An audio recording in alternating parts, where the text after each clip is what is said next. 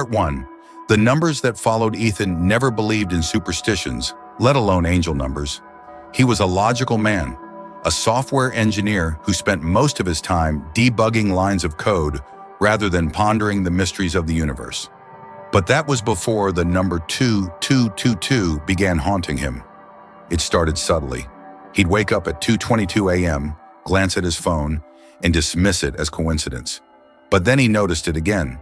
His grocery bill came out to $22.22. His Uber ride receipt showed 22.22 miles, and his unread emails were stuck at 2,222 messages. At first, he laughed it off, even joking with his best friend David.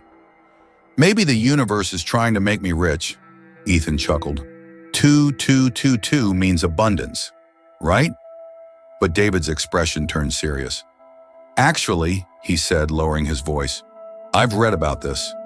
Some people say that if you keep seeing 2222 over and over, it could mean something is trying to reach you, or someone." That night, Ethan felt uneasy for the first time. Part 2. A dark presence. Things took a darker turn when Ethan's laptop froze. The screen glitched, and then numbers flooded the display. 22222222 everywhere, repeating, overlapping, filling the screen. He forcefully shut it down, but the moment he turned it back on, the numbers were gone. Only a single corrupted audio file remained in his downloads folder. The name? listen_2222.mp3. His hands trembled as he clicked play. At first it was silence, then a whisper, a voice barely audible, distorted like it was coming from beneath deep water. "Ethan, you should not have ignored me." His breath hitched. He didn't recognize the voice, but the way it spoke his name sent a chill down his spine. Something was watching him. Part 3. The shadows move. Ethan became obsessed. He searched forums, read every article about angel numbers, but none of them explained why he felt an oppressive presence every time he saw 2222. One night, his apartment lights flickered, and his phone buzzed violently. A single message appeared. "Look behind you." The air turned ice cold. Slowly he turned.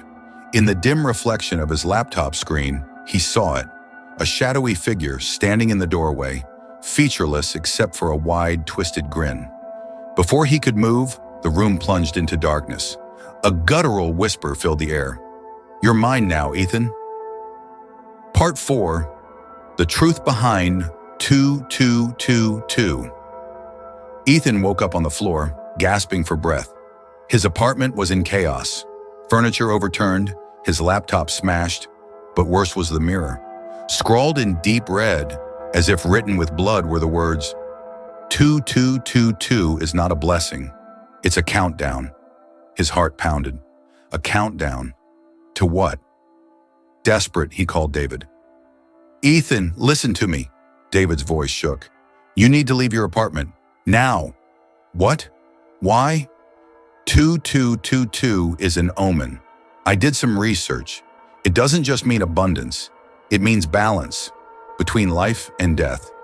If you keep seeing it, it means something is trying to restore balance. And if something is out of balance, it might mean you weren't supposed to be alive. The line went dead. Ethan froze. He wasn't supposed to be alive. Suddenly his memories flashed, memories he never questioned. The car accident last year, where his vehicle was totaled, yet he walked away without a scratch. The drowning incident as a child, when he should have died, but was mysteriously pulled out by an unseen force. The hospital records he never saw after his near-death experiences. Was he living on borrowed time? And was something coming to collect? Part 5.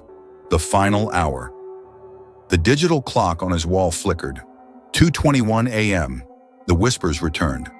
"Ethan, it's time. 1 minute left." The room darkened.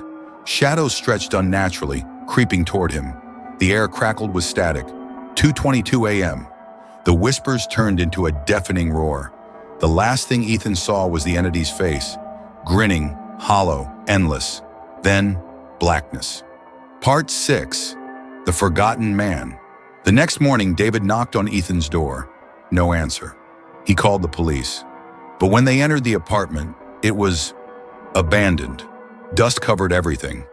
It looked as if no one had lived there for years. Even stranger, when David checked his phone, every message, every call to Ethan was gone.